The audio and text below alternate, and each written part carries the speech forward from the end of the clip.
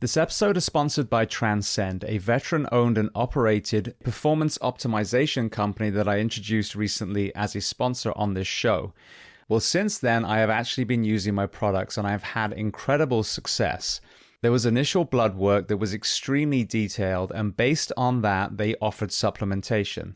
So I began taking DHEA, BPC 157 for inflammation, based on the fact that I've been a stuntman, a martial artist, and a firefighter my whole life. Lots of aches and pains. Dihexa to help cognition after multiple punches to the head and shift work, and peptides. 4 months later, they did a detailed blood work again, and I was actually able to taper off 2 of the peptides because my body had responded so well to just one of them that it was optimized at that point. So I cannot speak highly enough of the immense range of supplementation that they offer, whether it's male health, female health, peptides to boost your own testosterone, which I would argue is needed by a lot of the fire service, or whether it's exogenous testosterone needed, especially after TBIs or advanced age. Now, as I mentioned before, the other side of this company is an altruistic arm called the Transcend Foundation, which is putting veterans and first responders through some of their protocols free of charge. Now, Transcend are also offering you, the audience, 10% off their protocols. And you can find that on jamesgearing.com under the Products tab. And if you want to hear more about Transcend and their story, listen to episode 808 with the founder, Ernie Colling, or go to transcendcompany.com. Welcome to the Behind the Shield podcast. As always, my name is James Gearing, and this week it is my absolute honor to welcome on the show FDNY veteran Jimmy Sands. Now, in this conversation, we discuss a host of topics, from his journey into the volunteer fire service, getting hired at the FDNY, his unique perspective of both 9/11 and, more importantly, 9/12, his first-hand account of the tragic Deutsche Bank Fire, the ripple effect of that event, his powerful mental health story, and so much more. Now, before we get to this incredible conversation, as I say every week, please just take a moment. Go to whichever app you listen to this on, subscribe to the show, leave feedback, and leave a rating. Every single 5-star rating truly does elevate this podcast, therefore making it easier for others to find. And this is a free library of well over 1,100 episodes now. So all I ask in return is that you help share these incredible men and women's stories so I can get them to every single person on planet Earth who needs to hear them.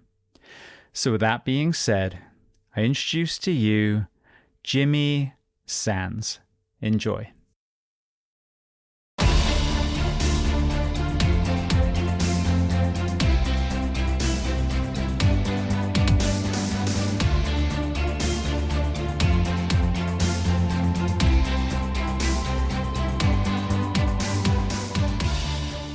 Well, Jimmy, I want to start by saying 2 things. Firstly, thank you to Rebecca Trediani, if I've probably butchered her name now, who I taught when I was a camp counselor years ago, but she was the one that made this connection. And secondly, I want to welcome you to the Behind the Shield podcast today.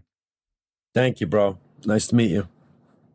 So where on planet Earth are we finding you this afternoon? I am in West Webster, New York, about 3 minutes and 27 seconds from the south shore of Lake Ontario. Beautiful. Well, I would love to start at the very beginning of your story. So tell me where you were born and tell me a little bit about your family dynamic, what your parents did, how many siblings. All right. I'm the oldest of 3. My mother and father, James and Carol Sands. I was born in Jackson Heights, Queens. We all were raised in Queens, New York, Glendale, and Ridgewood, New York, kind of in the center of Queens. Dad was a purchasing agent for a law firm, Cravat, Swan & Moore, Manhattan. And my mom worked for an insurance company in downtown Manhattan. What was the environment like back then? When I think of Queens, I still think, somewhat urban, but I might be completely skewed in my perspective. What was the kind of neighborhood, the environment like that you were growing up in? It was one of the most unique neighborhoods and times that anyone could grow up. Where we grew up in Glendale, we were surrounded by cemeteries, and we had Forest Park, and that had a golf course in it. There's this huge park up there. We all grew up in those neighborhoods, two-story taxpayers. Every street had a pizzeria or a deli on it, a lot of schools. For the most part, growing up back then was really special, just, regular everyday. It's the early 80s. You see these TV shows. Yeah, it was like that. What about sports and exercise? What were you playing and doing back then? Oh, back then I didn't really do much. I just got into trouble. I was one of the troublemakers in the neighborhood, and I was also a Boy Scout, so I split my time evenly between getting into trouble and getting grounded all the time, and going out learning about the wilderness and camping and just being a scout. And as far as sports, didn't really play a whole lot. Softball here and there, baseball when I was younger, but it's really all I did. Besides working, learning to be an electrician and, having to go through the newspaper and find ads for jobs, not like you can go online and fill out a resume and send it in. But I started doing that, and that, something that I still do today. What about the fire service itself? Were you exposed to firefighter stations, etc., when you were young? Yeah, so where we grew up in Glendale, we had the Myrtle Turtles. They were the Glendale Firehouse. When we were younger, we'd go to tours of the firehouses down there. When I was in Scouts, we had learned that the call boxes in the 5 boroughs would be on the light posts, and there'd be an orange light up there, and they would be pointing in the direction of an actual fire call box. So we learned that in Scouts, and we were coming home from a Scout meeting one day, and I saw smoke coming out of the attic of a house on the way home, and I said, "Mom, I think that house is on fire." So she pulled over, and I said, "No, go over there." And I looked at the light, and I saw the thing, so I was able to pull the call box. And, I wanted to be a firefighter since I was a little kid. I mean, what kid doesn't, especially back then, it was the cool thing to do, and, here we are today, all these years later, making it on that job. And, when we get to that, we get to that. What about career aspirations? You mentioned wanting to be a firefighter. Was that something that was driving you the whole time, or was there another occupation in your mind too? I grew up in a different time. It's so hard to explain, but, back then I was doing the construction. When I was younger, I wanted to be an astronaut. That wasn't going to happen. I had a GED, was going to go into the military. And when I left New York City for a couple of years to get my GED, I saw what life was like outside of the city. And that's ultimately what brought me up here to Western New York. It's just a different place, there was so much more to do, and people were nicer. And, I'm a city guy forever, but I like the niceness too, Yeah, I didn't know about the fire department really until the volunteers kicked in the late 90s. That's when I was exposed, like, wow, you could be a volunteer firefighter. And then the talk about getting hired and taking the test and stuff, I could thank the first volunteer department I was a member of, and then from that point on, my whole life has been about the fire service. When I worked with Rebecca, she was in upstate New York, Long Lake, New York, almost by the Canadian border. And It was so interesting. You fly into New York, you're in Manhattan for that night, and then off you go up to the boonies, basically. And it's beautiful. And all, mountains covered in pine trees and these, lakes everywhere. When you look at the contrast between the two, my perspective is I feel like a lot of the issues that we have in cities is that people aren't supposed to be crammed on top of each other like that. And it's like almost like a natural human expression to be angry and all these other emotions that we see. Yeah. What is your perspective of that? This kind of more rural community that you're in now versus this, landscape of skyscrapers that we have in our metropolitan cities? It's night and day. We open the door for each other, good morning, good morning, good morning, friendly conversation. Growing up in New York City, you didn't have that a lot. There wasn't a lot of really friendly conversation. I mean, we were raised to respect everybody. So, I've been opening doors and holding doors for people my whole life. That's just how we were raised. And, I had to get out of the city because of that fire, and it's much more peaceful up here. We got a great lake. I mean, I've swam in that lake, I've boated in that lake. I got married in that lake, literally. And the people are so great. And I've been coming up here for a long time until I moved up here, which is 11 years ago. It's just so much nicer than the city. When I go down there, I hate being down there. I like to see the people that I care about, but I hate driving down there. It's much different driving down there. There's no traffic up here. 10 minutes, that's it. I mean, it's fine for me. And then if I want to go to Canada, like an hour away, it's nice to be up here. And there's a lot of stuff to do up here too. Absolutely. It's interesting because we're going to obviously get into the first responder mental health conversation in a little while. The number of people that have come on this show, and they may, like you, have been part of an acute event.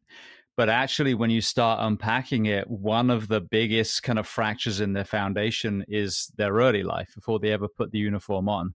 When you reflect back now with this mature lens that you have, were there any elements of your upbringing you think that contributed to struggles later in life? Oh, 100%.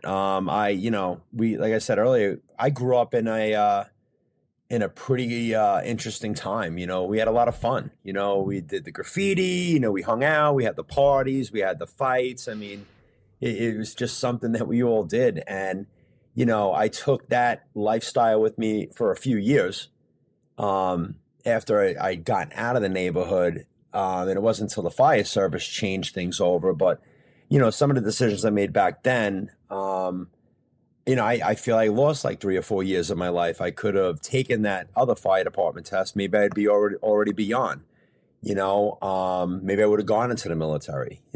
If I hadn't done the silly things I did when I was growing up, maybe I'd be a better student. Maybe I would have gone through college. Yeah. So a lot of things that happened growing up affected my life, but this fire service completely changed it. It was almost like, going to sleep one night and waking up the next day and you have a brand new life, and everything that I've done since I got on that job, even with the volunteers, has been nothing but, paying it forward and helping people. And I did that before, but now I have a lot of ways to actually put it in motion now, if that makes any sense. What do you think sent you into the direction of some of those poorer decisions when you were younger? We all did it. I mean, it's what we all did. We were young dum-dums, the best way to explain it. We'd rather hang out and smoke the lettuce and have keg parties and write graffiti than focus on studies and stuff. Not all of us were that bad. Quite a few of us got out of that and did great things with their lives. That was just the time. What about career aspirations? I know you became a volunteer firefighter, and we'll get into that, but what were you doing as far as a job pre-fire service? It was from the electrician and the carpentry. I've been doing that for years. I mean, I still do the electric to this day. It was a good job. I had great times, met some great people, even a guy that I worked for years ago. I had been down this past April. My mom was sick. And I was like, hey, you need any help? I wouldn't mind. I'm going to be down here for a couple of weeks. And I called him up and I went out and worked with him a couple of days. It's like, it's a nice trade to have. And it's great in the fire service too. You have a lot of knowledge, building construction and then electrical and things like that. With that lens in the construction side too, you hear quite often that there is a mental health, crisis in construction workers too, and obviously it's not as front and center as it is seeming to become now in the fire service. What were you seeing as far as not just suicide, but addiction, alcohol, etc., in that profession? Back then, it was a lot of alcohol, a lot of dope. Some of the guys, I mean, one electrician I worked for a long time ago, one of the first people, he had a Marlboro pack with weed in it, and after we were done working, it's for his back. So he'd hit his weed. I'm, 18 years old and I'm sitting in this guy's front seat of his truck and he's smoking a lettuce. I'm like, okay, here we go. But I mean, yeah, alcoholism. Yeah. And those jobs are kind of stressful too. I was fortunate that I didn't really experience that much of that suicidal tendency, but definitely the addictions. But some guys really it burns you out. You work for the wrong company, they force you to get things done, and you have a life too. You're hurt, I don't care. It's got to get done, and it stresses people out. And I mean, I know a couple of guys, the drinking really got to them. I've never heard anything from them since, but Yeah, yeah, it needs to be spoken about, though. I mean, this is the thing. I feel that if we can really make big changes in the fire service, we can then be a beacon for a lot of the other professions. If we can fix us, then we can help fix other people too. So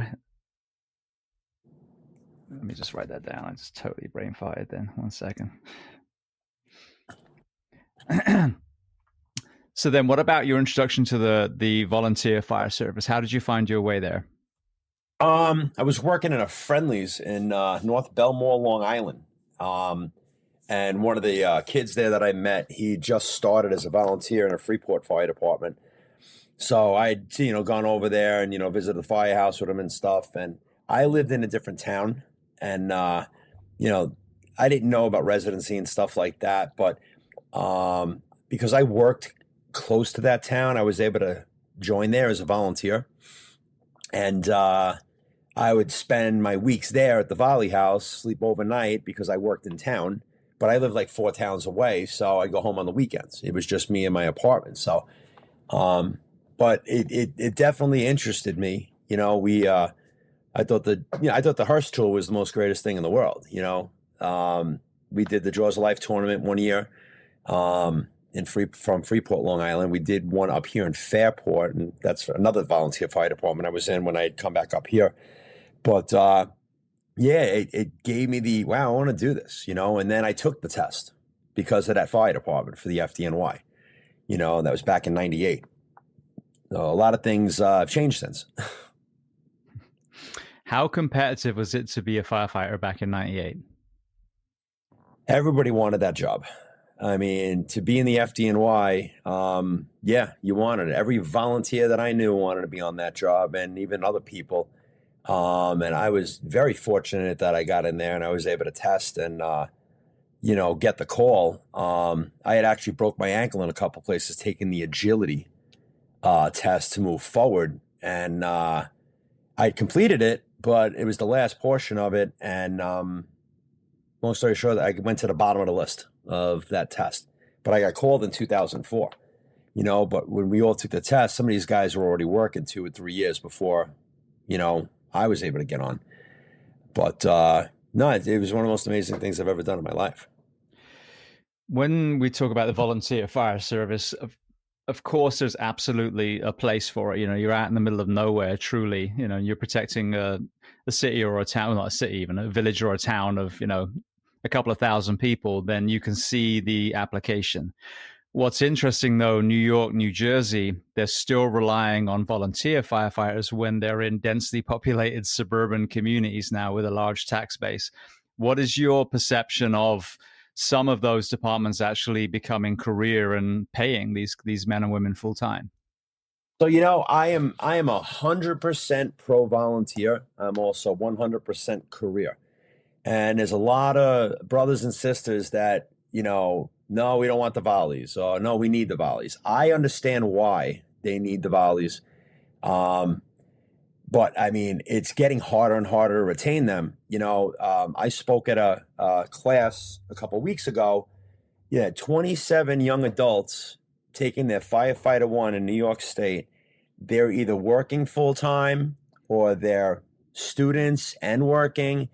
And it's like 6 months long, but they're doing these things on Tuesday nights and Thursday nights. So, it's a lot. And I don't know how they're able to manage it, but we have bills to pay. New York is very expensive right now. And, these guys and girls have to go to work. On the other hand, I feel that these volunteer departments, every one of these members should be, turned into some type of paid staff, whether it's part-time, and they have some personnel there, I think that would be a great thing. But I mean, we need first responders local. You get these big city departments, and coming from New York City, there's plenty of guys and girls to come and respond on the rigs. But up here, you got weather, you have other issues. The city of Rochester has a career department. I forgot how many, maybe 800 members, maybe a little bit more than that. But, they get the city stuff. But then the towns up here, yeah, it's a lot of houses. And, weather is a big deal up here, especially in the wintertime. So you need other volunteer departments to have staff and stuff. And, I think they should be paid somehow. My argument is just simply, do you have a paid law enforcement? If you do, then why are you a fire and or EMS volunteer? It makes no sense. Yeah. And, law enforcement too. I mean, there's plenty of crime going on. It's just, I feel like we need more, but these cops do really well with what they have. I mean, for the most part, everybody's pretty decent where I live. You got a couple of towns over, you get some shenanigans go on, you get into the city and it's constant. They got 9 priorities held up times like an hour, so like same thing with EMS. Nobody wants to be an EMT because you don't make enough money, and you cannot make enough money being an EMT or a medic as your primary job, but you're working 12 plus hours, mandatories here and there. And, they're still waiting for ambulances to show up. It's tough right now all over the country. Yeah. I feel just the priority, we'll get to your 9/11 story in a minute, but, post 9/11, there was all that support and all the financing and the government grants and, how quickly we forget. And now the first responders, as far as priorities, are at the bottom again, just like they were, a few decades ago. Yeah. So, we're a very fickle nation when you look at it. Oh, yeah. Yeah, 9/11 is probably the only reason I got hired on that job because, God bless our 343, I got hired September 12th of 2004, and it was the last class from that list that I took. I think that test was in 98, and I was just very fortunate that I was able to get hired by that job and just get my life in the direction and to where it is right now, but with a lot of sadness. Absolutely. Well, before we go to the kind of FDNY part, when you reflect back now, what were some of the significant calls you had in a volunteer uniform? Ooh, I remember us taking a patient out on a ladder. The woman was cooked up, head to toe, from the root, it was, I think it was a Queen. Yeah, it was a Queen Anne. That was something that, I'll never forget that. That was the first time I saw and smelled burnt flesh, and as a fireman too, you never forget that smell, burnt flesh. You could smell it right now just talking about it. It's something that's stuck in your head. Some car accidents, some very interesting car accidents where we pulled people out. With the other departments, I mean, I saw the aftermath of a woman suicide hit by a train, several cars versus trains. I kind of fell through the floor of a structure that in this area called the Oxbow. It was on fire and we were getting in there with the line and there was a hole in the floor. So I went through and the captain grabbed me and said, "You're good, Fid." That stuck with me because I thought I was going right into the Erie Canal and, it was on the canal, but not right underneath. I'm like, going to the basement. Like, no, you're going into the canal. I'm like, oh, Jesus. Yeah. And, I mean, I've seen a lot of EMS calls too, car accidents. When I was in the Volleys in Queens, we had the ambulance for NYPD car head on into another car.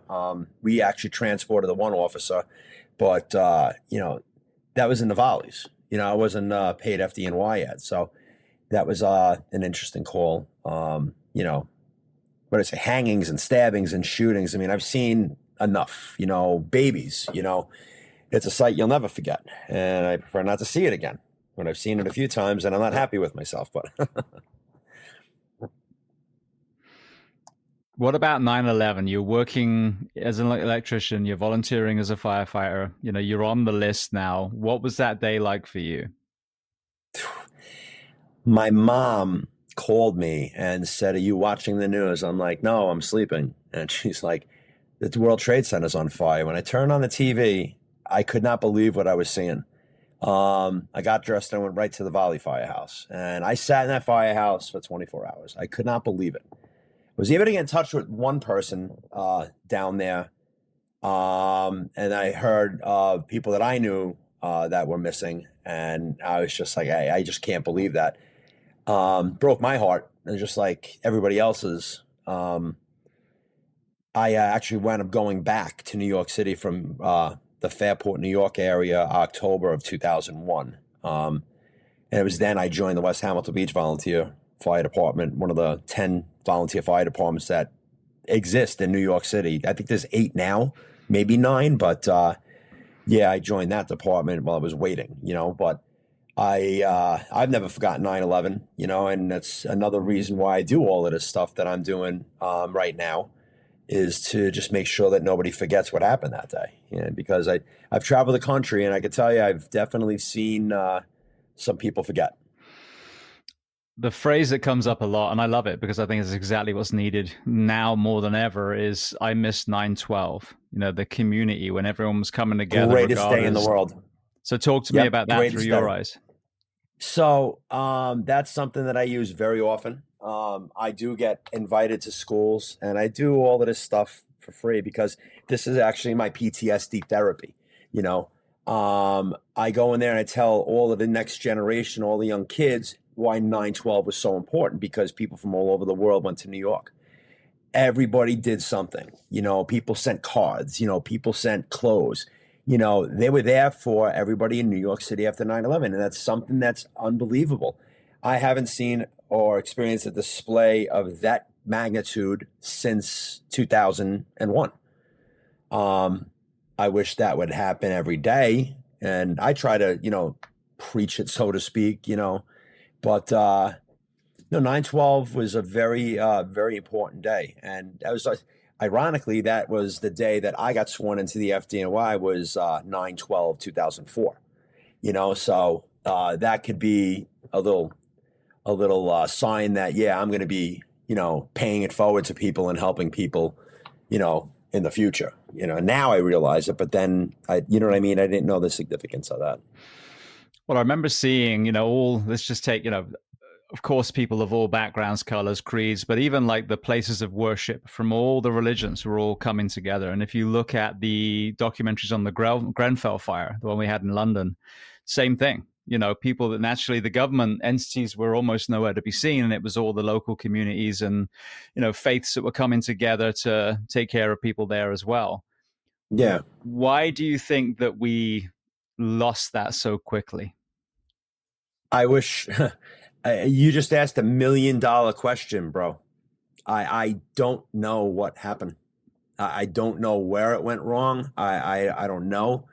I know it's very it's stressful, especially for people in our line of work.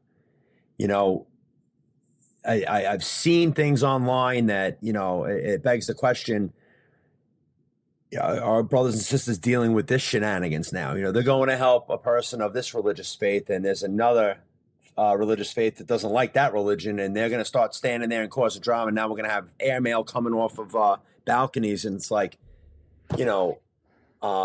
it's so it's insane. It's insane. It is. I mean, the thing is also it spans both sides of the political aisle, so it's not one or the other. It's something that I try and occasionally be very vocal about without making it my whole platform. But it's like, look, there's us. There's the United States of America in this case, or United Kingdom, or Australia, or New Zealand, or France, or Portugal, wherever you're listening to this from. And you are the asset. You are that nation, and every time it's cleaved, it's so heartbreaking, because what do we do naturally when there's something like a 9/11? We come together. That's who we actually are. And it kills me watching that slow kind of insidious division again that we're seeing, over and over and over, when I know that American people are good people. They really are. The British, the Australians, everyone.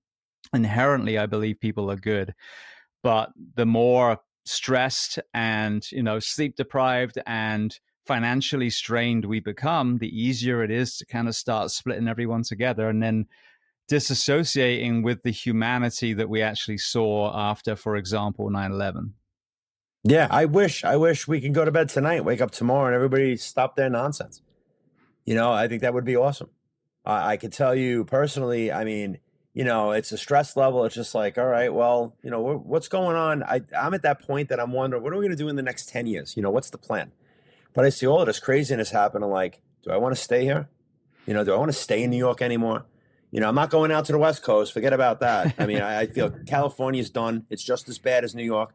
I want to go somewhere and have to worry about hurricanes and tornadoes and all of that business. But, I don't know.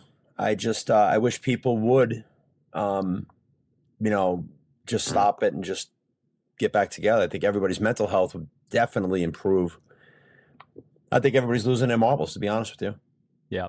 I mean, I think honestly, when I see a lot of the, like you said, the front facing stuff that we're all seeing at the moment, it just screams mental health crisis to me. It really does. Mm-hmm. Unaddressed trauma creates these kind of reactions to where, Yeah, I mean, I think COVID was the perfect example.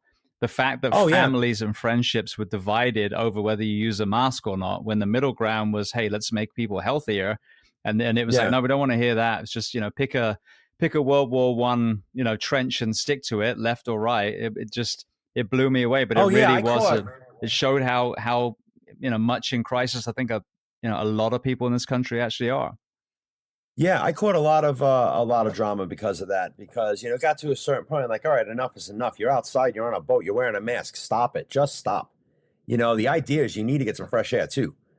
I never got it, and thank goodness. But I know people that did get it, but it definitely divided families. I mean, it caused drama with my family, and that was things that didn't need to be going on at that point. You know what I mean? But yeah, that the political crisis in the country right now, it's insane. I had to go off Facebook because I don't want to see any more drama. Mm-hmm. God forbid I say something you don't agree with, and I'm like the most horrible person in the world. I'm like, okay, I mean, I sleep okay at night for the most part, but sorry your feelings are hurt. Yeah. Well, the most censored, I can tell you now, are the common sense in the middle, hands down. If you're not extreme left or extreme right, you are the most hated group at the moment. But I remember just thinking about it with COVID early on, and I was talking, opposing the kind of vaccine mandates that were taking first responder jobs that were out there with no PPE for the longest time, and now all of a sudden they're being called murderers.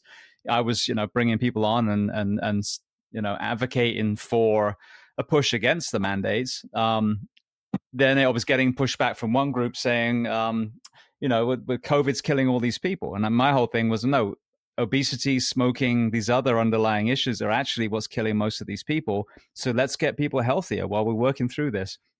So anyway, every single death was attributed to COVID. And then the other side, obviously was happy because we're talking about opposing mandates. Well, then get a bit further.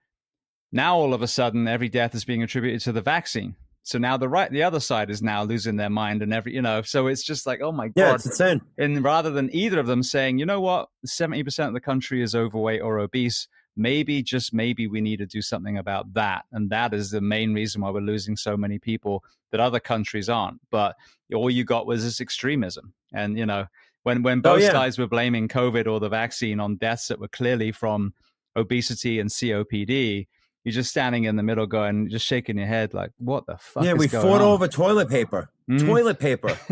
Out of everything that we could have needed from the grocery store, we fought over toilet paper. Yeah. Insane. Absolutely insane. It was. Our country has lost its mind. Well, the sad thing as well, not to kind of stay down this rabbit hole too deep, but then when we kind of all emerged as a country, I mean, Florida came out early, and I'm so glad I was in that state during that time, because credit to DeSantis, he's done some things I don't agree with, but the way that he just slowly, instrumentally opened up the faucet again, and we have a lot of elderly people, and we didn't have a super high death toll. But at the end, no one wanted to revisit them. No one wanted to look back and go, okay, what did we do right? What did we do wrong? What can we change if we get another virus sweep through? And that was the biggest disgusting thing. That's why I like to talk about this. It's because there were lessons that were learned that we could actually improve. And for example, the obesity crisis, that God forbid we have a virus sweep through again, we'll have a healthier nation. But there was none of that. They don't want to talk about it. They don't want to reflect on it. We just want to move on. And that's the biggest insult to all the people that did die, is to not change something so that it doesn't happen again. Yeah, I have my own theories on it, but that's a rabbit hole we don't want to go down today. All right. Well, moving forward to FDNY, September 12th, 2004. Talk to me about your onboard experience at the Rock. Being screamed at the entire 8 hours on the first day, just to start off with, that was interesting. It begged the question, what the hell did I just get myself into? It was probably one of the most difficult, stressful, enjoyable, fun, memory-filled experiences of my life. We went through September to December. It was only 3 months, and the weather was not all that bad. A lot of learning, a lot of things, a lot of roll-ups on the shoulder. When you don't answer a question right, you got to carry a 2.5 on your shoulder. If you get another question wrong, that's 2 of them. And if the squad gets something wrong, then everybody's going to be carrying roll-ups. And I think one day we had all of our bags in our spots, had to go bring our roll-ups, drop and run back, grab our bags and go back. Yeah, it was a long day. I'm pretty sure I had something to do with that answer, but yeah, it was definitely something. And I learned a lot in there too. And I can tell, I mean, I can close my eyes and think about, every day that we were there today. I got out of there. I was in the best shape of my life. I was just, I'm going to be a fireman one day, and they put me in 10 engine. And one of the guys from my class, Nicky Castellano, he went to 10 trucks. So, we're brand new, young. It's December. We go there and, they took a picture of us, but, took a picture of us first, and then they dumped flour on us and dumped a bucket of water on us each. And then there was a class 3. We got to jump on the rig and take the run in with them. And, we just started out our careers. It was interesting to say the least. I still remember the crew from my first call I went on as a probie. It was Tony Kaczynski was driving the rig. Lieutenant Bracala was the boss. Mike Giacopo was the nozzle. I was the backup, and Timmy Doherty was the control. And it was just class 3. I think everybody remembers their first call, and that was it for me. But it was great. I mean, it was a tough firehouse to work in. 10 houses right across the street from the Trade Center, and there were some guys there from 9/11, and it was 2004. It was a few years later, and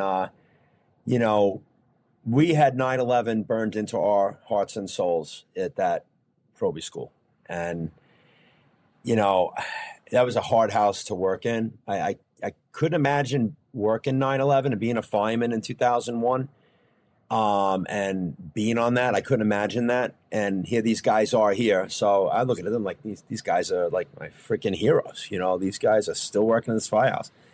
And then 3 months later we get another 2 probies in, 3 months, another 2, 3 months, another 2. We had a lot of guys come in, after I got in there in 2004. And we all got along and had a great time. It was just a great house. We had the boys' night outs, and, right behind the firehouse is O'Hara's. So, get out of work and you go behind the firehouse, go out there, hang out. But I mean, I learned some things too. I had some interesting calls there. We had on Black Sunday, we had a fire in the Chambers Street subway. So those fires down there on those platforms, they get pretty interesting. So a couple bottles of air later, I had a great time in that firehouse. I forget which guest it was, but someone who was on not too long ago was literally the first recruit class after 9/11, if I'm remembering that right. So there was a very kind of palpable replacement feel to it as the military gave. Now you're talking about 3 years later. What was that sense by that point? And was it kind of back to normal, or was there still that almost that uneasy feeling of knowing that you're still replacing some of the people that they'd lost in that day? For a few months that I was there, we were able to actually park on the site itself, because there's really no parking down there, that was very eerie, parking there and stuff. And just being there, yeah, it did feel like we were just replacements,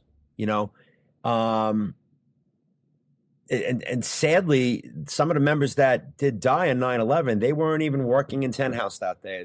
They were on their details and working in different boroughs, and that's what's crazy too. But one thing that I had burned into my head there is the utmost respect for the House, the utmost respect for the members, the utmost respect for the families of those that died from 10/10, and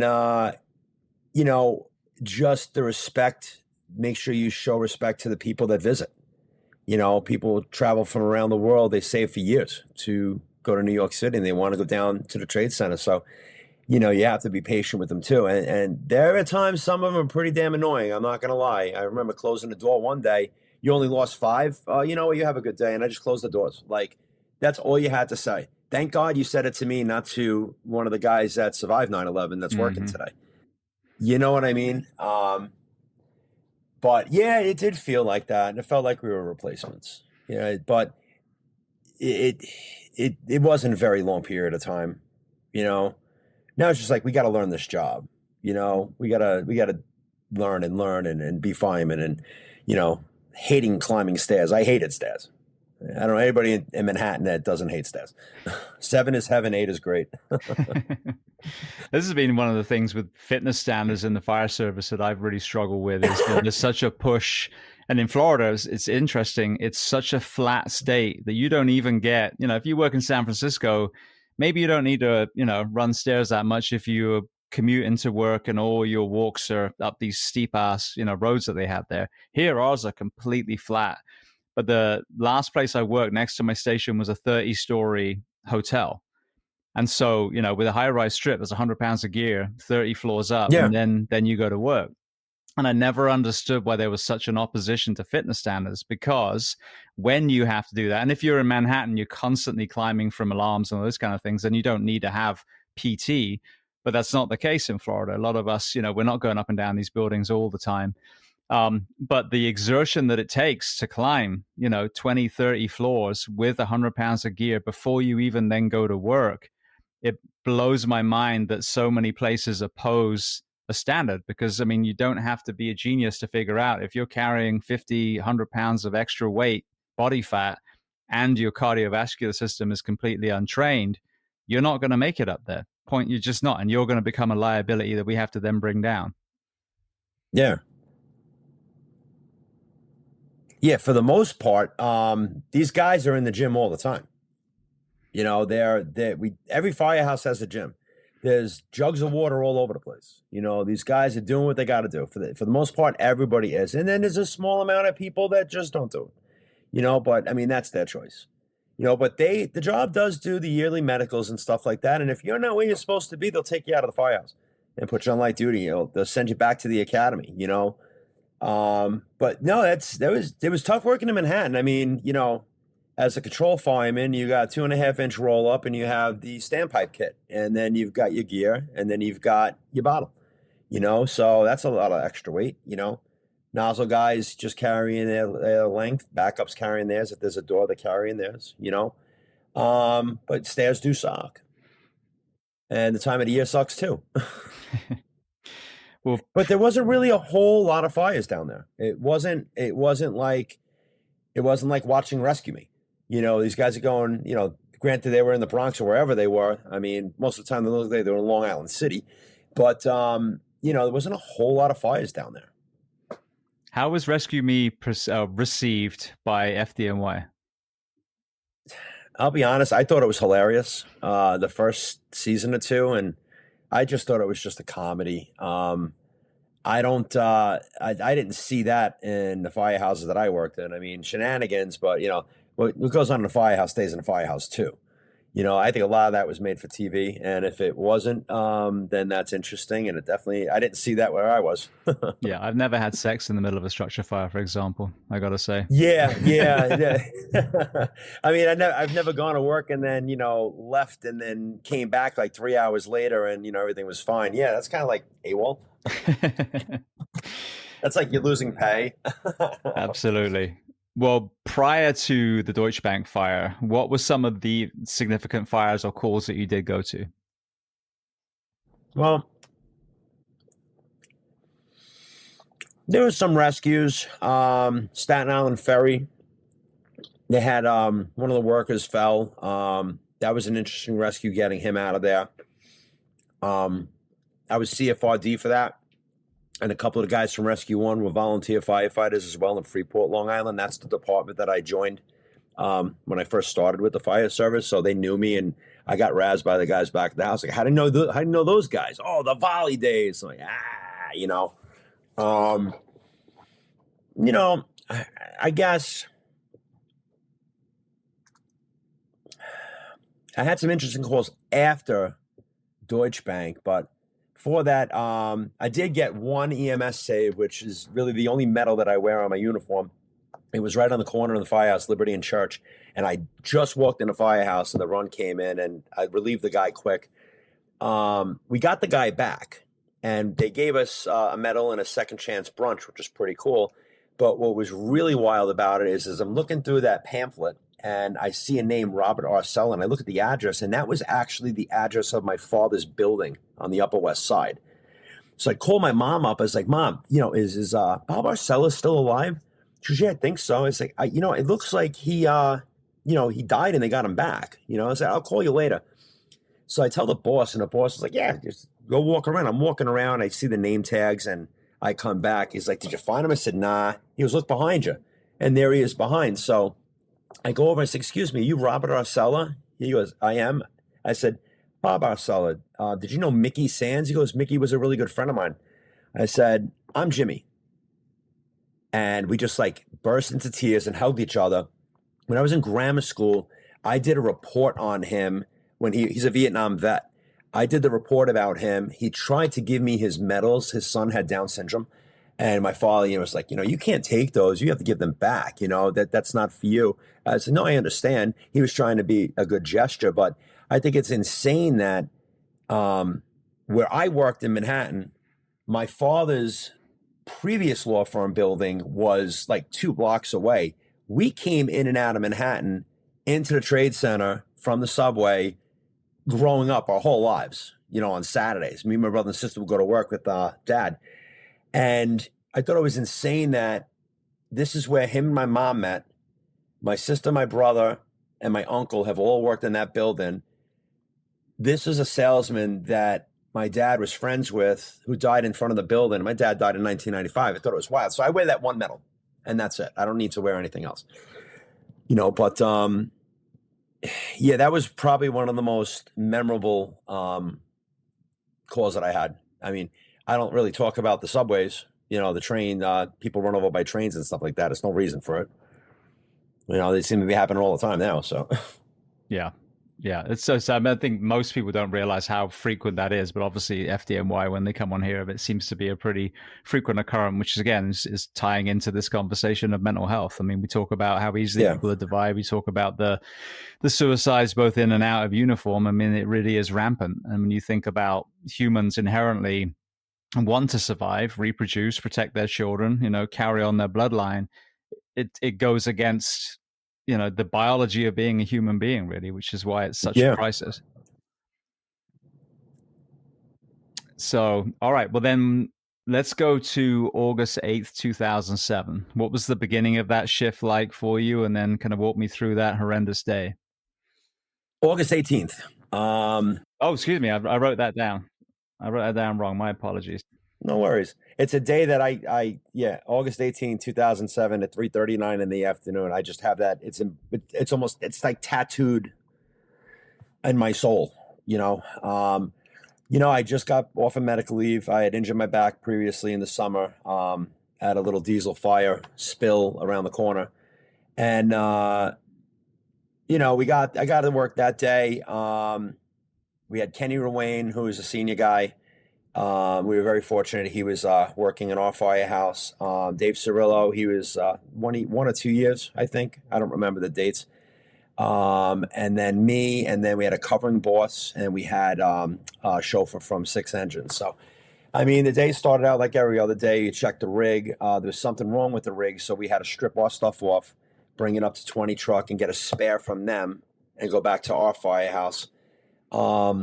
We didn't do multi-unit drill. Manhattan does multi-unit drills on Sundays. So Saturday was our clean the firehouse day. So we got back, we cleaned the firehouse, and had the meal and stuff. And I had the watch. So the 3 by. So the watch is a split 3 hours. I had 12 to 3. I'm sorry, I had 3 to 6. So I'm out there, and some firefighters from Rochester, New York, were down for a 9/11 motorcycle ride. I had the doors open, the windows open. It was a nice day out, and you can hear the voice alarm outside the firehouse. So I'm talking to these guys in the street, and I have my back to Deutsche Bank building, and we're chatting it up, and I get somebody come over and said, the building's on fire. And I look up, I'm like, hey, there's smoke coming out from the upper floors. So I run back inside. As I get back in, over the voice alarm, they asked us if we got the run. I said, computer's down, we got the run. And I'm telling the companies, we have a fire next door. So they send it out. We get on the rig and everything. And at that time, they're starting to do work in the trade center site. So when we left quarters, the engine was able to take the left out and then make a left down Greenwich Street. The truck couldn't get out and make the left because of the wall. So they had to go out and make a right, go up to church the wrong way and come back down so they can make the turn. So we're coming around the corner. I look out the window and there's fire shooting out of the upper floors. I'm like, I tell Dave, like, holy shit, bro, we're going to work. Like, get everything on. So Kenny's on the other side. The chauffeur's asking where the standpipe is. We know the standpipe connection's on the corner. So we had to come off Greenwich and make this right. And then Washington Street was the entrance into the site because Deutsche was being taken apart. They were dismantling the building. So the exterior elevator was on the other side of the building, on the trade center side. So I'm sorry. We go tell the guy, we got to go get up there. So he takes us to the floor below, and we get off the elevator onto plywooded deck, steel plywooded deck, and walk in. And when we walked in, I noticed the air hoses, holes in the side of the building. So we walk in, the whole interior of the building is plastic. So we're going for the elevator shaft and the staircases. So we start walking around, we come down, and we take a right, and we get to the first staircase and go in. And where the standpipe's supposed to be, there was standpipe, but there were garden hose connections on there. So the boss told me to go up. So I climbed up. I had the nozzle for that. I climb up, and this is plastic in the staircases. So I take my knife and I start cutting them, and it's like these heavy timber doors. I'm like, I can't get up this, So we go back down. Now we're in the core. So we have the elevators. The next staircase, the B stairs, that's what we set up. We had a regular standpipe there. So that's where I dropped my line. Dave dropped his line. And Control had his line. So we had our 3 lines, and we just were waiting for water. So Kenny starts walking around, and other companies are starting to come up. And there was only really one way up. We came up the exterior elevator, and as members tried getting up from the ground floor in the staircases, they were stopped because they had these doors, and they had this really strange going through that building and seeing the stuff that they did in this building. It didn't make sense to me, and I've done construction a long time. Like, they had staircases that were, like, no joke, this wide. You had to sidestep in. We're not getting up that unless we're taking our bottle off. It didn't make sense. But so we're just standing there, and we had some haze coming. So Kenny tells us, hey, let's take some windows. So, we're an engine company. We don't have hooks and halliards, and the truck's is trying to force entry above. So we step over to that floor, and we just find what we can, sledgehammer here, pipes and stuff, trying to break windows, just get some ventilation up there. Because we're up there for about 15, 20 minutes at this point. And so we go back over to the staircase, and, we have this haze starting to come, and at this point, you got the truck companies coming up with bolt saws. You got other companies coming into the area. Everybody's trying to make their way up there. We just got to get entry to the floor above, but we still don't have water. So at one point, the haze was pretty decent, and the boss comes by, go on air, go on air. So he walks away, And then I tell Dave, I said, dude, take that off. We don't know what's going on here. Like, we don't know what the plan is. Save our air right now. It wasn't that bad, but I preferred not to at that point. The boss from 7-1, Lieutenant Gentilomo, he wanted us to set up for a search line. So I kicked a hole in the door in a sheetrock, and, we're all set to put the search line in there. They had a substantial object to get up there and find out where the fire is, and then it was like out of nowhere. It got pitch black so fast. It was just like that. It got hot really fast. So we get on our bellies and start crawling. I'm looking over my shoulder, and I'm seeing fire ripping through this. I'm like, okay, yeah, we're in a pickle. So I'm following Dave, and I have his foot. There was nobody behind me. Now, I hadn't seen the boss since before when he told us to go on air. He had gone down the staircase. I was on Dave's foot. I knew Dave had a wall.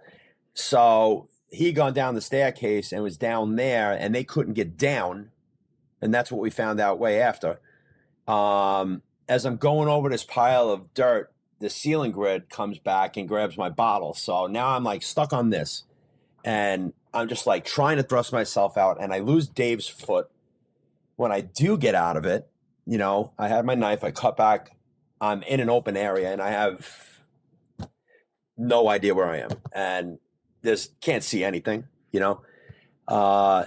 pitch black, and it's hot. I panic, and, I pull my face piece off, take a nice feed, and I basically, and this is what I tell when I do my talks, is I piss myself. I mean, I really thought that was it. I'll be honest, I thought that was it.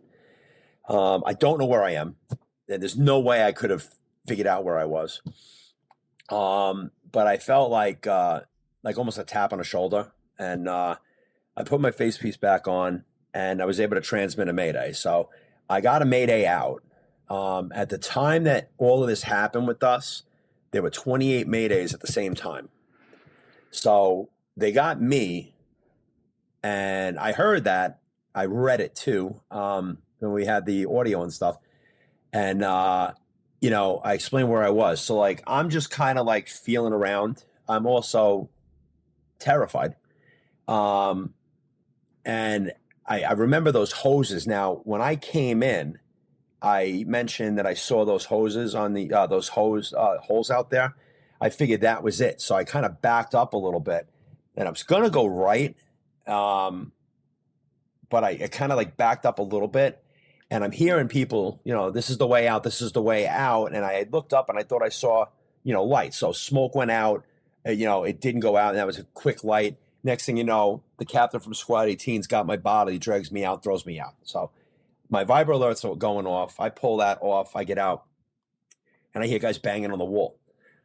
So I grab whatever I can see there, and I try to pry. So one by one, guys started coming back out. Kenny puts me and Dave in the elevator, and we go down, and we went around the corner back to 10 truck. That's where they told us to go. So the picture, I sent you that picture. That was a photographer, the post that was down there. That's what they put in the damn paper.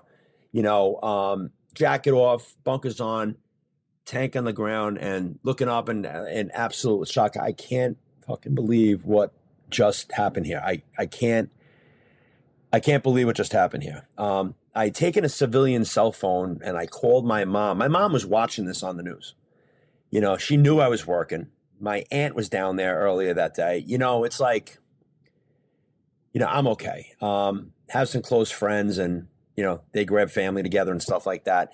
But, we stuck around for a little bit, and then they sent us to the hospital. I'm still in shock at this point. Definitely had some CO and some smoke inhalation. So they admitted all of us. Dave was admitted. He was on the other side.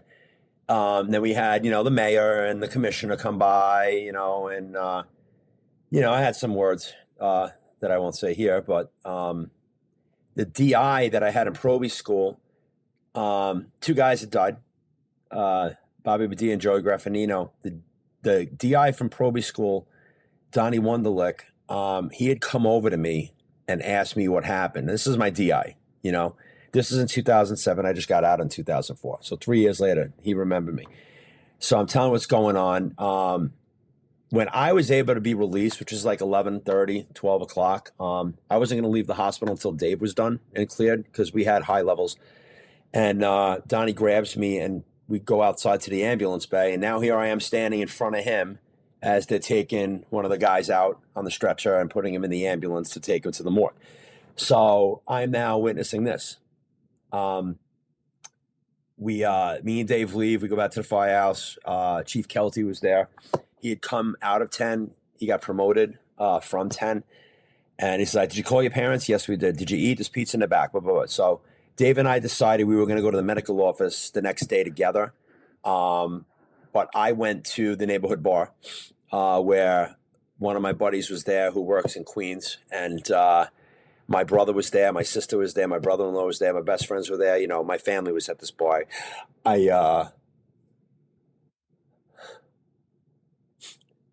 That bar's doesn't even exist anymore. I walk in there. There's 2 shots in the back of the bar. And, you know, it's just hug after hug after hug. Like, you know, it was, even all these years later, it still hits me. And I just tried explaining this a couple of weeks ago. It never hits me at the same time. It's never the same exact moment in this day that I get choked up. And, you know, my brother goes, I think you need a new career. I said, no, I don't. I don't need a new career.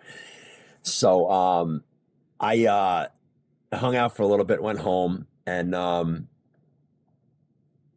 Dave met me in my house. We jumped on the train. We went to headquarters, and, you know, we walked in. We were all in one area. You know, we're all asking each other, where were you? You know, what happened to you guys and stuff like that. They put us offline with counseling. You know, it was a fatal fire, and this is not an ordinary fire. This is nothing normal about what happened. You know, I believe it went, I think at that point, 6 alarms or 7 alarms. It was the highest alarm fire in New York since 9/11. I think that's what Deutsche Bank was. I believe I don't remember the exact 6 or 7, but, you know, we had to go to counseling, and we were told we could take a transfer anywhere we wanted. You know, like, no, I'll stay here. You know, it didn't really affect me because what happened after that, it definitely slowed this PTSD. It brought it to a screeching halt. You know, we had, me and Vinny from 10 Truck, we were asked to join a group that we would travel around on the 9/11 anniversary and do rebuilds where there were natural disasters. So we both got pretty involved with that. I got very involved with that. That's where I got into the 9/11 flag and all of that stuff. So they called us in for court and everything. And it was insane that I sat there and I read my transmissions word for word. What I said to them was word for word on what happened, you know. And, you know, I mean, what happened that day, shock. I did a recon with my senior guy from 10 Engine, Sal Organo. He took himself offline and went there because that's basically our building, you know. And I was able to go through, and I made a video of exactly what I remember from that day, you know, walking through the building. And I couldn't believe it's like 10 feet away from where the captain grabbed me and pulled me out. But I couldn't find that entrance, you know. But what I saw in that building after, you know, the shafts and the open areas, you know, what was in each of these other floors, it was insane. You know, you got one floor that's got all the aluminum framing in the middle of the room, just jagged, sticking out. It's a firefighter's nightmare, you know. You've got cords and you know, wires and everything hanging off the ceilings. That's firefighter's nightmare. You know, everything was different. And seeing all that with the court cases and stuff like that, it's like, you know, and it wasn't until that March that I had come down the block to go to work. And I looked up at that building and, they hadn't done anything on it. And this is 2008. And I'm like, I can't stay here anymore, So I went inside, I talked to the senior guy, and he's like, it's a big world out there. You got to do what you got to do for you. It wasn't that I wanted to leave. A couple months later, it irked me that much that I didn't want to see that building anymore.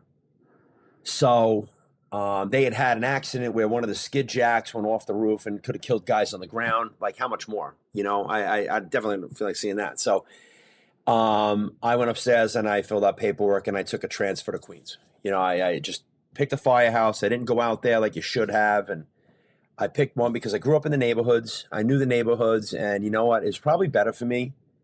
I figured take myself out of that situation. I still kept in touch with the guys, St. Patrick's Day. And, still to this day, I still talk to guys. But I did that for myself, and that was the start of the next chapter of my life after that fire in 2008.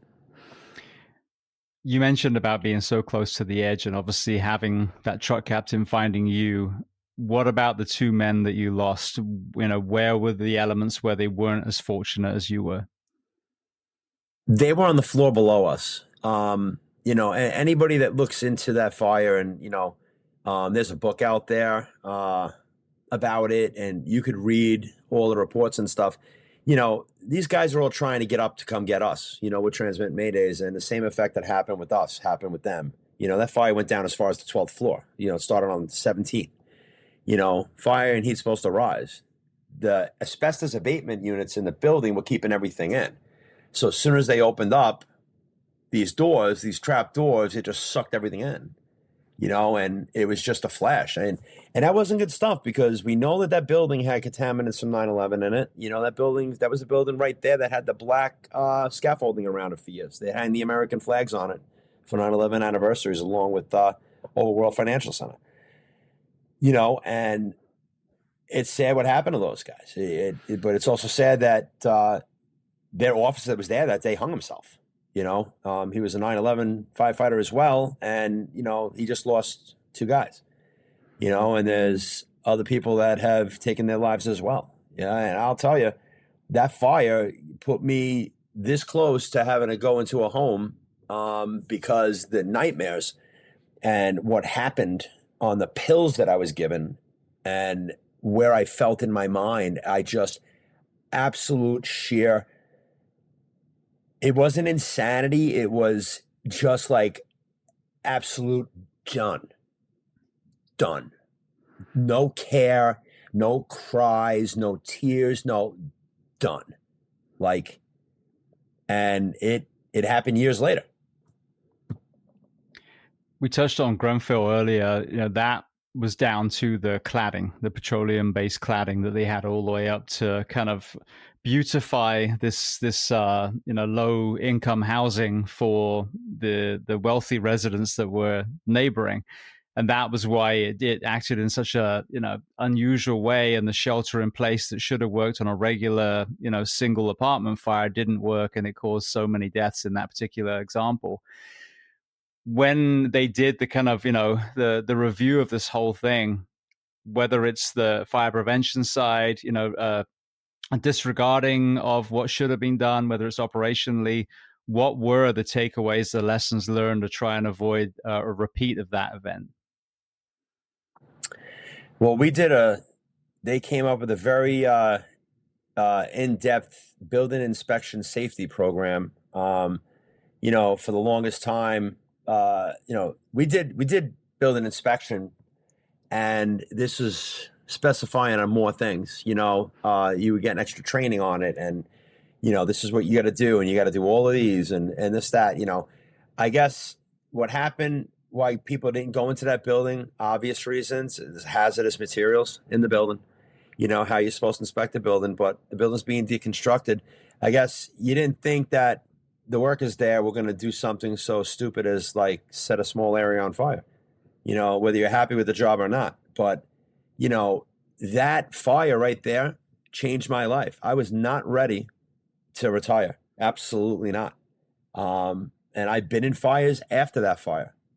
And it wasn't of what has been said to me, which I laugh off because it's like, you have no idea what you're talking about, guy. I'm not scared of fire. What terrifies me is that building. Even though it's not there, in my mind, it's still there. And I've been down there a few times in the last 11 years. Even when I'm there, I still see it. I still smell it. I close my eyes in 2 hours and take a nap and I'll smell that building.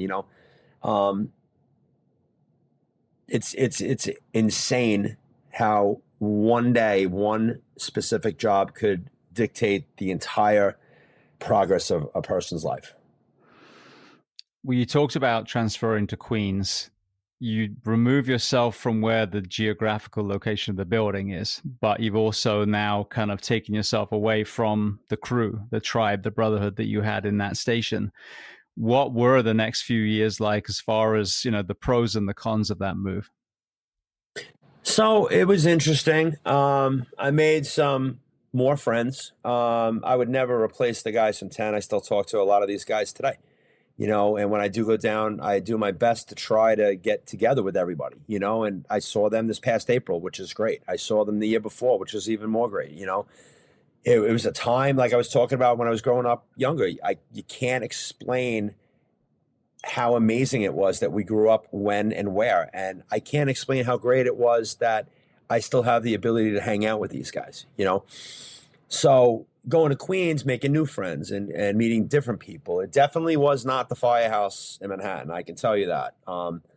I was excited because I'm in a different realm. Now I'm in Queens. I'm in 3-digit land, private dwellings. We have brush fires, which are hilarious, insane.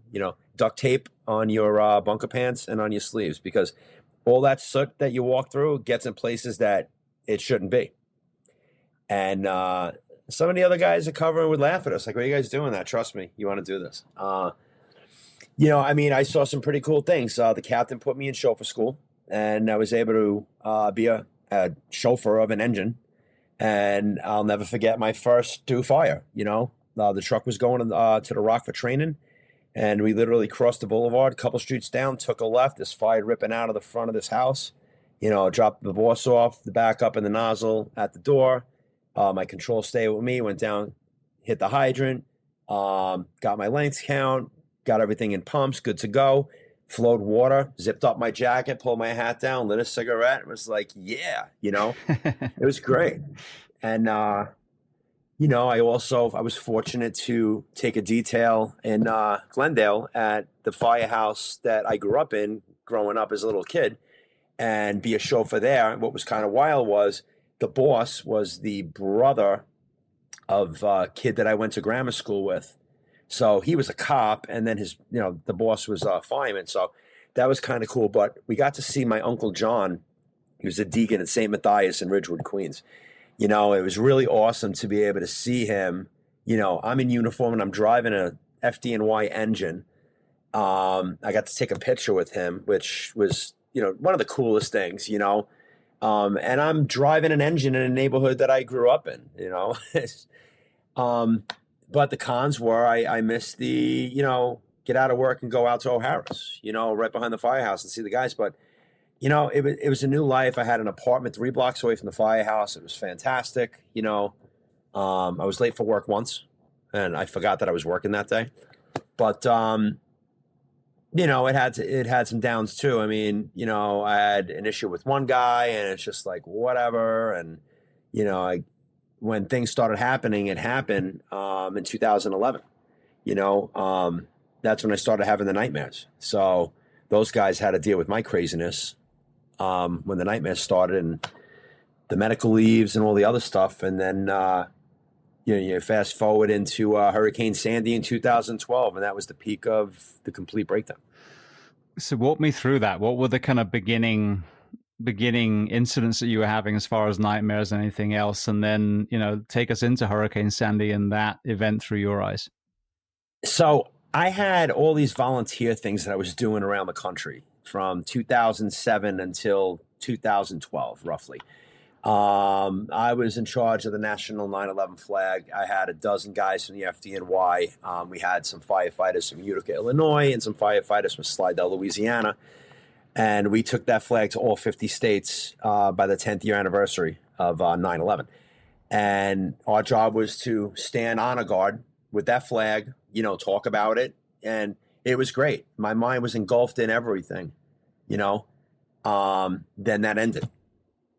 And that's when things changed. So we still had the volunteer group, but the flag tour, which is a huge part of my life, because I personally took that flag to 46 of the 50 states while working full duty. It was the most amazing thing I've done with my life. And I can't thank the FDNY for allowing us to do that, But I went to bed one night and I had a nightmare about that fire and woke up sweating like, all right, whatever. Didn't bug me that much. Went to work. Next night, there's another one. Here's another one. What the fuck is going on here? And it was always the same thing. It was when everything banked down and I'm trying to get out. So now I'm actually in that building, and when I'm pulling my face piece off, I'm actually pissing myself. So I'm pissing the bed. So I'm waking up like this. I've woken up in the living room on the floor. I actually crawled out of my basement apartment, up the stairs into an avenue, and woke up at 3:00 in the morning. I had to put a padlock on my gate so I couldn't get out. I was having these vivid nightmares. I was in that building again. I was pissing my bed. And I say that not proudly. I say that because this is what happened to me. This is what put me over the deep end. I'm not in the firehouse now. I was doing light duty while we were talking about things. Now they start, take this, take this, take this. All right, try this, try this. All right, so my normal weight was 194. Now I'm not eating. I'm not sleeping because I'm scared to go to sleep. I'm not working. Now I'm not eating. So I'm down to like 160, 168. And I'm depressed. Now I'm drinking. And I'm drinking, and I'm drinking. I once walked into the bar that doesn't exist anymore, banged down 5 shots of Jameson, walked outside, threw up in a tree, went back in and drank again. I'm on medical leave. I'm not allowed to be in my light duty spot. I was doing security in Central Park. They didn't want me there. And then I was doing the driving for the messenger van in the 3rd Division. Can't drive on the meds. So it's basically trapped home. So Hurricane Sandy starts. And bro, you can't make this up. I live in a basement apartment in Howard Beach, Queens at that point. I'm paying $800 a month. My firehouse is 3 blocks away. All the greatest Italian food you could possibly imagine within a 4-block. The beach, 12 minutes away. Airport, 10 minutes away. Everything that you could possibly ask for. We're not in an evacuation zone. Doesn't this freaking storm come in, and in 20 freaking minutes, I got water halfway up my freaking door. So now I'm stuck upstairs. Water's coming and coming and coming. Dumpsters floating down 157th Avenue. Everything that I own is in the basement. All my clothes, everything gone. Like everything. We're moving up on the 2nd floor, and I see the Army truck come by. Like, hey, it's Sansom 331. Can you get me to higher ground? Medical emergencies only, asshole. And guys are laughing. I'm like, holy shit, this is my company right up the fucking street. I just identify, where I live because they've all been in my house. You know what I mean?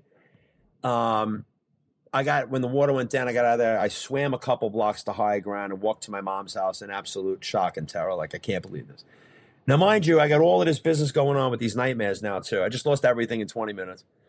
The girl I was dating at the time, her fence blew down. She was way far inland, and she got all mad that I didn't come over there. So there was more aggravation. Then I get back there the next day, and water recedes, but then there's like 2-3 feet of water still in the basement. So my apartment's uprooted up and did everything. Like, memories that I had from that flag tour. I actually kept all my plane tickets and stuff like that. These are things that I looked at when I had these nightmares, and I thought about the good times to try to get my mind off of waking up and being miserable like that. And everything is gone, with the exception of Lori Tisch, Steve Tisch's sister from the New York Giants, comes to my house and helps clean up my basement apartment. I mean, that was pretty cool.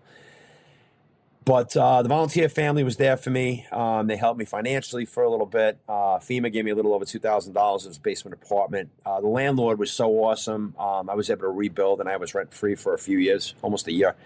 But now I'm going through all of this stuff, and then I go in for my board for my retirement, and they deny me. So now I crash even more.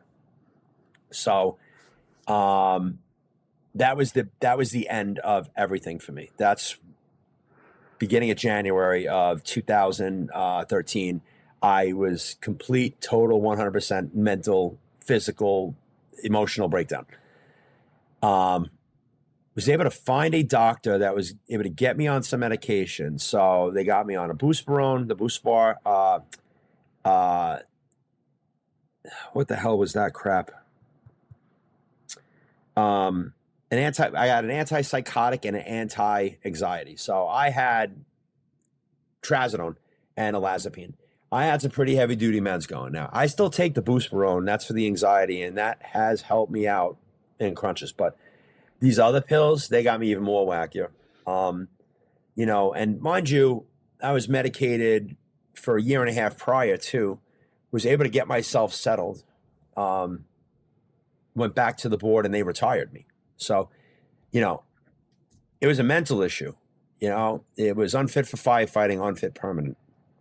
All right. So can I physically be a firefighter? Yes. Because of the mental thing, the fire department was a huge trigger. It really was. Another reason why I packed and moved out of New York City was to get away from the city. I can go down there, but I can't really stay there that long. And the longer that I stay down there, the more my mind goes back to 2012, 2011, 2010. And it takes weeks for me to get myself back to my level playing field where I am right now. But that fire, every day, it's there every day, every night, upon the anniversary, August is a very difficult month. I just recently lost my brother in 2022. That was August. We got the anniversary of the fire, August 18th. And then 9/11 comes on. That tears me up every year. My mom's not doing well. She's in a nursing home. She just turned 79. So that's the beginning. August is the worst time of the year for me. My wife didn't know how bad my PTSD was until she witnessed me having a nightmare. Now, we were on the second floor in the apartments before we got the house. And I told her from the get-go, if you see me crawling around, just make sure I don't hurt myself. Don't wake me up. Let it play out. She followed me around. I'm banging on walls, and I try going out the window. Come to rest in front of the couch. So June, July, everything starts up again. Now, mind you, very, very, very heavy into alcohol for years. Shots. I was drinking myself away, drinking away the pain and the nightmares. Still, even being away from the city, and it was messing up with my health too. I had pancreatitis a couple times, and you can see the difference in me over the years with the weight gain from the drinking and stuff like that. And I guess when my brother died, that kind of stopped the whole drinking thing. He died from alcoholism. I had that on my mind, and his sickness and death caused even more personal things that affected what I already deal with PTSD. That's got me second guessing everything in my life, So basically, what I did was I try to take everything that I've experienced and share it with the next generation. And I've been fortunate enough up here in Monroe County.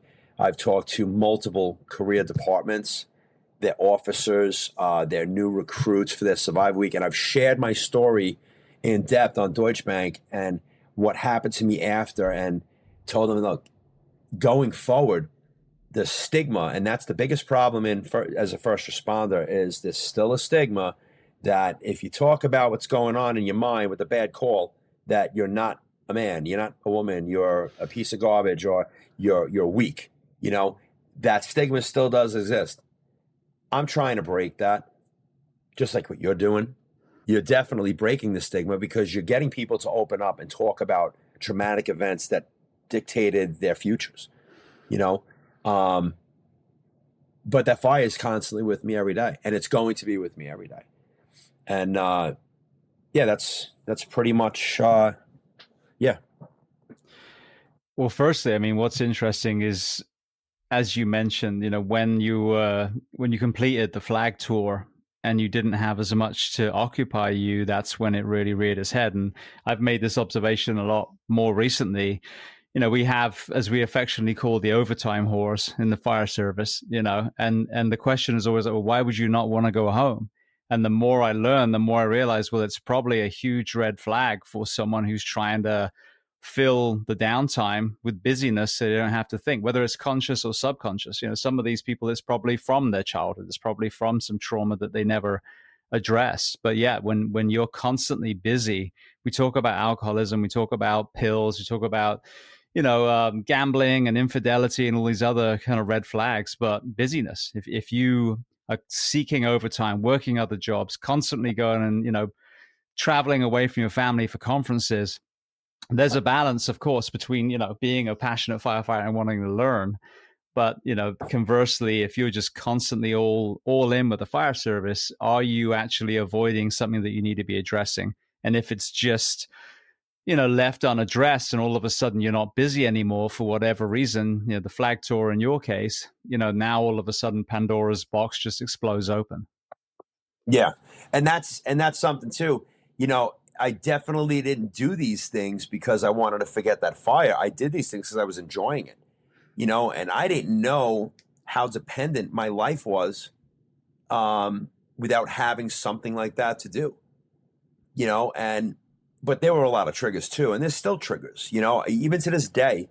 I can't walk into an elevator without having my face directed in which I know the way out is. I have a very difficult time going into high-rise buildings. I count doors, I count floors, I look for everything. If I have to go, where am I going, this way, that way? How many doors do we need to pass? My wife thought I was crazy a couple of weeks ago. We were on the 10th floor of a 10-story hotel. And I knew it was 6 seconds from the elevator to the first door. And I knew that there were 14 doors. And I knew that there was 6 doors on the other end that would get me to another exit. And I did this 3 times just to make sure I burned it into my head. And when I would go out of the room, I would close my eyes going out. I wouldn't even have to open my eyes. I knew exactly where I was going. That's an effect of what I dealt with that fire. There's buildings I can't go into that remind me, and I can't go into crawl spaces too much anymore. And these are all from being trapped in that building. And I'll tell you, bro, I never thought I would hear myself on a radio giving a mayday. I never thought in my life that would happen. And I heard it. And I can hear it like it was yesterday. And I hate Saturdays. I absolutely hate Saturdays because that fire was on a Saturday. My dad died on a Saturday. There's certain things that it's crazy what the mind does, but I've been fortunate to step away from the booze and drink myself. And even I had the breakdown last Sunday. I didn't want drugs and I didn't want alcohol. And I worked the problem. I worked through it. But it's still with me, and it could take months before I get back to where I was before. And I hadn't felt that bad since the breakdown in 2012. But yeah, the mind's a tricky thing. Well, you talked about how it's helped telling your story, to the next generation. You talked about how some of these medications have been of help. What other tools have you found help move the needle without medication and or alcohol?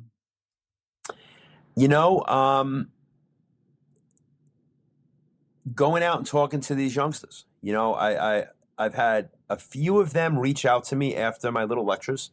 I don't charge for these things. I share my story. You got a T-shirt, a patch, or a sticker. Sounds good.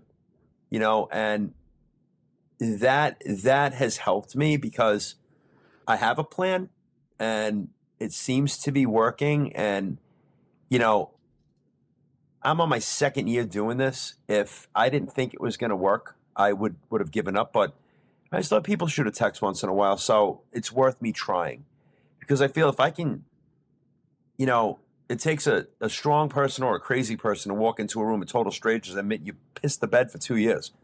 And I'll tell you, I've driven, I don't even remember how I got there. I got in the car one night. I drove west on 80, ended up in Ohio, drive back and come back via Rochester, check into a hotel, go to sleep, have a nightmare, piss the bed, pack my bag, and get in the car and drive right back to New York City. You know, there were so many negative things, and I share that with people in the hopes that, you know, they don't make the mistakes that I did. You know, you can pick up the phone and call. You know, don't get that last bottle of Jameson. You know, we don't need you wrapping yourself around a tree. But that's what I try to do without taking edibles or alcohol, is try to focus on how I can get the story out and help the next gen. What about the psychedelic route? Actually, I was just talking to one of my friends, John Walters, Rescue One, and you know, now a lot of that community are starting to lean into that too. A lot of the Navy SEALs really led the charge, I think, for uniform professions, but now we're seeing the 343 Fund and some of these other organizations opening up and really pulling our profession in as well. And you're hearing a lot of success stories. And of course, it's not a magic bullet, but it's a tool. It's another way of unlocking some of these boxes that were just not available to us, you know, 5, 10, 15 years ago. Have you looked Yeah. into that route yourself? So I take my edibles, and it's been a life changer. 4 years now. I have a buddy that made some really good chocolate. They've helped me get a good night's sleep. I've had good dreams. The good dreams have definitely outweighed the bad. The nightmare's still there. They're intense, but not as vivid as they used to be. Probably because I'm still trying to desensitize myself from it by talking about it so much. But it feels better for me because I feel like I can put more together now than I could before. You know, the pill medications that they had me on, the side effects were insane. I'm either gaining 30 pounds, or I have no appetite, or my stomach's a disaster. I mean, I firmly believe my stomach problems are because all of these meds that they gave me, you know, trying to figure out what's going to help me get sleep. You know, it was so bad for that period of time that, like, I couldn't even exist. If I got 3 hours of sleep a day, that was a miracle. You know, but the edibles have helped calm me down a little bit. You know, I mean, I only do them when I'm home. I don't go to work or anything like that. You know, and I also try to bide my time with side work and stuff too. You know, but yeah, I'm glad that the brothers and sisters are allowed to do the marijuana. I'll come right out and say it because I think it's better and safer than alcohol.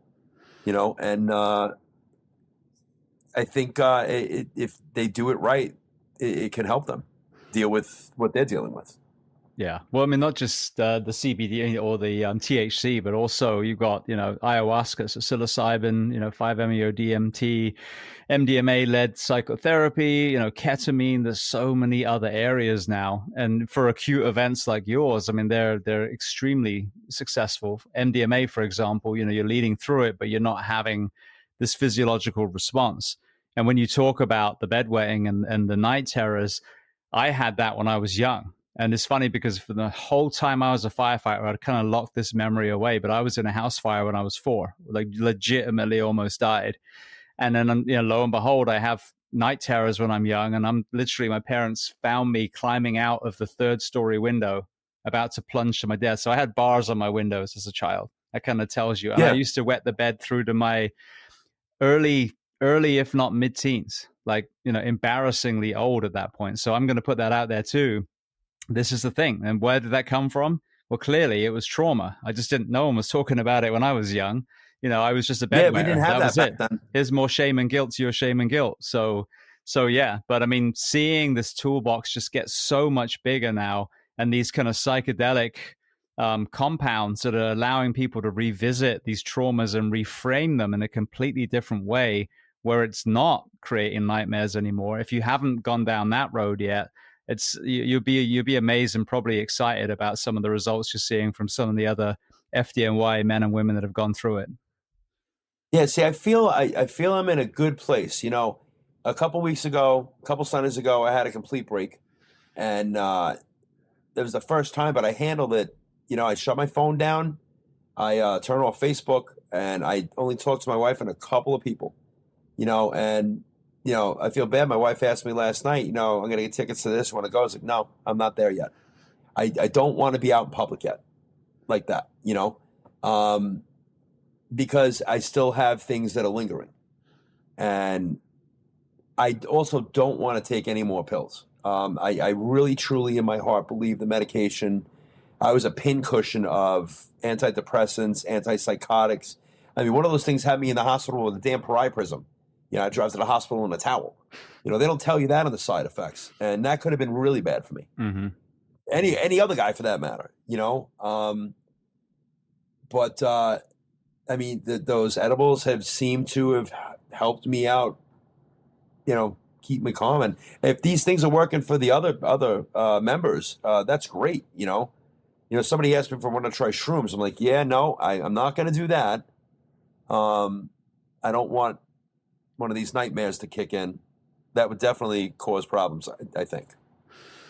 Yeah, the one that I want to do, I'm going to do, is the MDMA-led psychotherapy, because that one is, it's more kind of reducing the body's response to it. And it's not that you're prescribed it. You go and you do it while you're sitting with a counselor, and they help you unpack some of the things. And, that's the one I've tried recreationally a long time ago. So I'm familiar with that compound, and I just danced a lot and hugged a bunch of people when I was doing it. But also it's like, I don't know what else is there, because it's not, ironically, totally conversely to my childhood. Then I do a whole career, a 14-year career in the fire service, and I don't have the nightmares, and I don't have what so many other people have, but I have the brain fog, and I have the fatigue, and I have, so there's this, obviously it's going to take its toll, whether it's bothering you or not. It's still going to have an impact of 14 years of all the horrible shit that we see.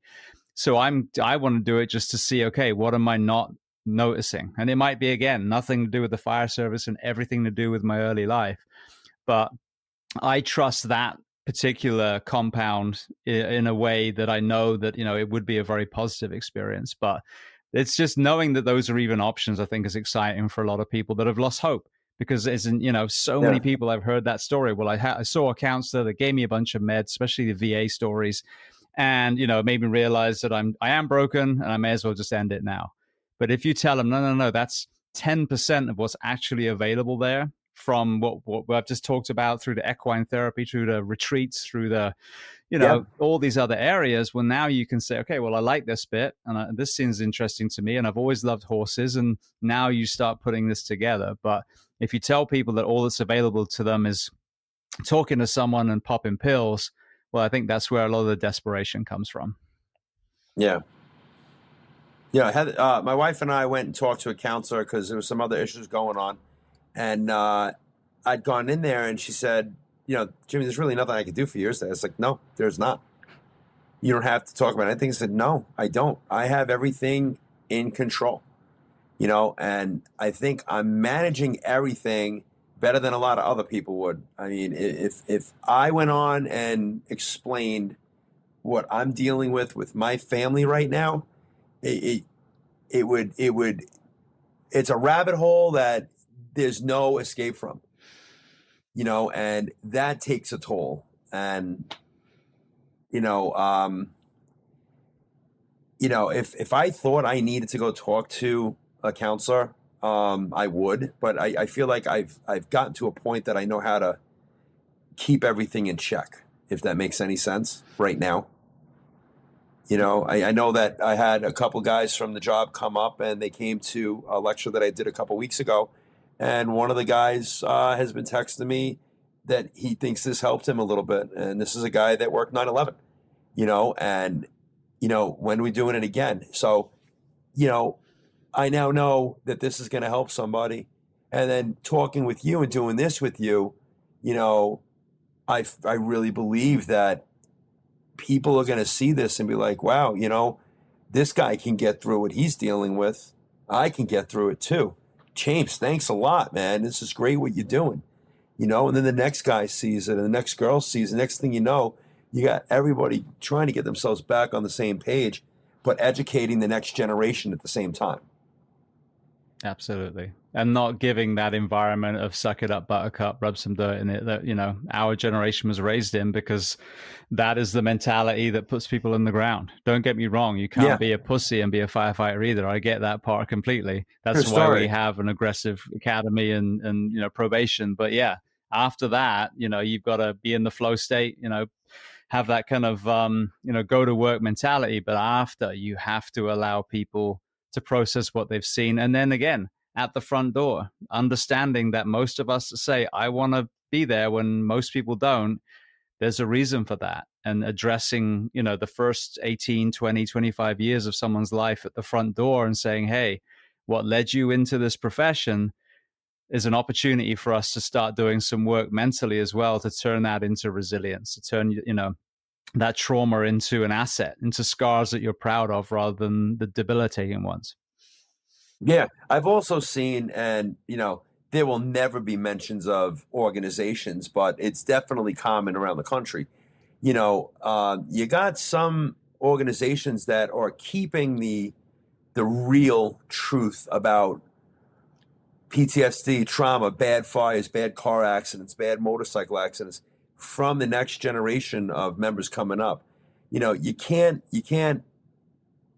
they got to stop doing that. You got to expose them to the realities of it as soon as you can. One, they need to be mentally prepared for what they may see or they may not see. And two, I would feel a lot better knowing that the person that's behind me isn't going to up and bail out because something went on. You know what I mean? Or somebody is unable to do CPR on a patient, or somebody's unable to help take down that person hanging in a garage. That's something that they need to work on too. But they got to get the word out that mental health is a very big part of being a first responder. And listen, it's not for everybody. Exactly. I don't think about any of the horrible EMS calls that I've seen. I think about one fire. One. Unless somebody asks me, like, if I see Tinkerbell, I got to turn it off, because I had a car accident where a woman had Tinkerbell seat covers. We got her out alive. I talked to her, and she died in the ambulance. But I don't think about that 24/7. Mm-hmm. I don't think of the young mother trying to kill her newborn baby and me launching that mother into the toilet bowl. I don't think about that every day. I'm pretty sure she's still in hell, but, yeah, the mental health aspect of this and what you're doing, I think, is fantastic. With the book and this, you get the stories out there for everybody to come to terms with what they're dealing with by seeing that other people are going through the same thing. Yeah, exactly. I think it's the thing. And we've been talking about mental health in the uniform, but it extends out. And I would argue even that mother, clearly she was going through some stuff herself. And this is it. If we can stop this generational trauma, these dominoes that are just falling one onto the other, then, the amount of acute calls that first responders go to would get less, and there'd be less exposure to trauma.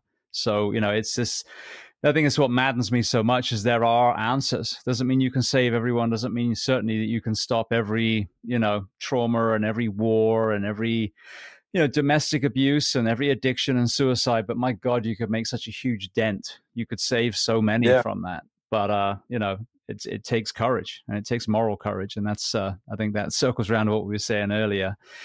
I want to throw some quick closing questions out before I let you go. The first one I love to ask, is there a book or other books that you love to recommend? It can be related to our conversation today or completely unrelated. American Firefighter, PTSD, PTSI, Carla Lundblade, she's a clinical therapist. She actually interviewed me and a couple other FDNY members. And she put these things together as a training for PTSD, PTSI awareness, and with the first responder community. She's hoping to do it for police and military. And then about Deutsche Bank, about that fire, you can go on Amazon and write the fix is in. Joey Graffanino's father wrote it, and you can read that and you'll see pictures and you'll understand why that fire never should have happened in the first place, and understand the conditions that we were in. When I do my little talks and stuff, I tell these guys, we could train all we want, but what we experienced that day, there was no training that could have helped us at that point, because things happen that you couldn't expect, which means you have to expect the unexpected as a first responder. We didn't think that far ahead, but things have changed since. Beautiful. What about film, television, documentaries, any of that media? So, honestly, I would stay off the World Wide Web with all of the political nonsense that's going on. And I would look at some of these organizations that are doing great things. A Soldier's Journey Home. They take first responders, 9/11 firefighters, military, active and retired around the country, and they build a home for a soldier that's been injured.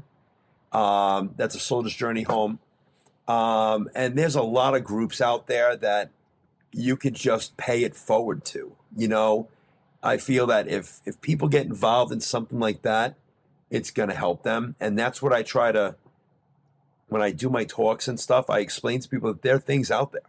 There are things we can do, and we can do it all together. I recently, a year ago, maybe a little longer, I took a county fire test up here because 3 or 4 young people wanted to take the test. I'm like, you know what? If you're going to take this test, I will take it with you. 2 of them are actually in the fire academy, so like, if you go online, there's good, you got to look, if you write pay it forward, you're going to see all kinds of things come up. You can go look up Stars of Hope, New York says thank you, the National 9/11 flag, and you'll see all kinds of different groups, and I think that might help people too. Absolutely. Well, what about guests? Is there a person that you'd recommend to come on this show as a guest to speak to the first responders, military, and associated professions of the world? I'll tell you, I think,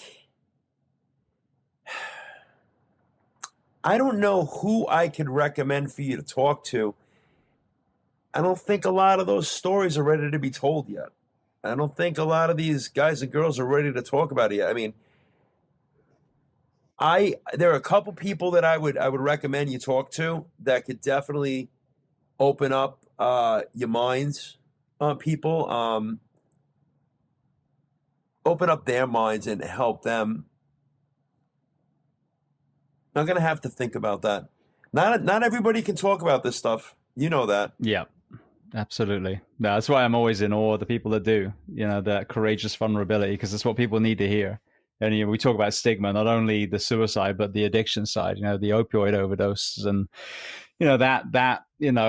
I would argue is more shame and guilt. You can be an alcoholic, that's fine, but God forbid you use, meth or opioids and you die that way, then, we still kind of rush that under the carpet. So when people come out here and they talk about their struggles, especially, with those substances, I think it really helps break the mold. If you're struggling, then you fill the void with whatever the thing is that you fill the void with.